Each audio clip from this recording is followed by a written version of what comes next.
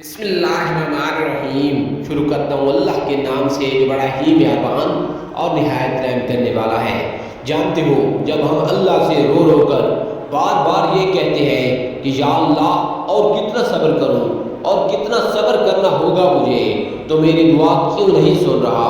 کچھ تو جواب دے میرا رب، کیا میں اتنا گنہگار ہوں؟ اور جانتے ہو اس دوران شیطان ہمارے دل میں کتنے وسوسے ڈال دیتا ہے کہ ایسا لگتا ہے ہر جگہ اندھیرا ہو، ہر جگہ نا امیدی۔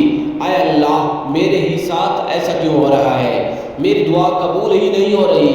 جانتے ہو یہی ہماری سب سے بڑی غلطی اور نا امیدی ہے اللہ سے، کہ ہم اتنی جلدی مایوس ہو گئے ہیں، بلکہ اللہ تعالیٰ تو ہمیں دیکھ رہا ہوتا ہے کہ میرا بندہ صبر کرتا ہے یا نہیں۔ اور اللہ کو تمہارا رونا اتنا پسند ہے جب تم اس کے سامنے رو کر دعا مانگتے ہو اور تمہیں لگتا ہے کہ اللہ تو میری دعا سن ہی نہیں رہا، بلکہ اللہ نے تو خود قرآن میں فرمایا ہے، اے نبی میرے بندے اگر تم سے پوچھیں تو انہیں بتا دو کہ میں ان سے قریب ہوں، پکارنے والا جب مجھے پکارتا ہے تو میں اس کی دعا قبول کرتا ہوں۔ لہذا انہیں چاہیے کہ میرا حکم مانے اور مجھ پر ایمان لائے تاکہ وہ ہدایت پائیں۔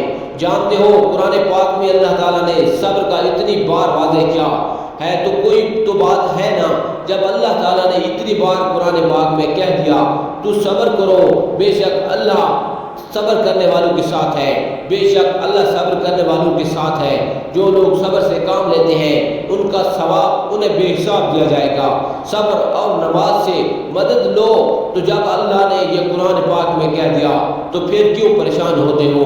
اور ایک اور چیز بجائے اس کے کہ اللہ ہمارے لیے کچھ کرے، کیوں نہ ہم اس چیز پر فوکس کریں کہ ہم اللہ کے لیے کیا کر سکتے ہیں۔ جب ہم اللہ کے لیے صبر اور نمازیں پڑھیں گے تو خود ہمیں ہمارے صبر کا اجر دے گا اور سب کچھ ٹھیک ہو جائے گا۔ تو ہم اتنی سی بات کیوں نہیں سمجھتے؟ ہم اتنے بے صبر کیوں ہیں؟ اگر آپ لوگوں کو میری بات سمجھ آئے تو ضرور میری ان باتوں پر عمل کر کے دیکھیں۔ جزاک اللہ، دعاؤں میں یاد رکھنا۔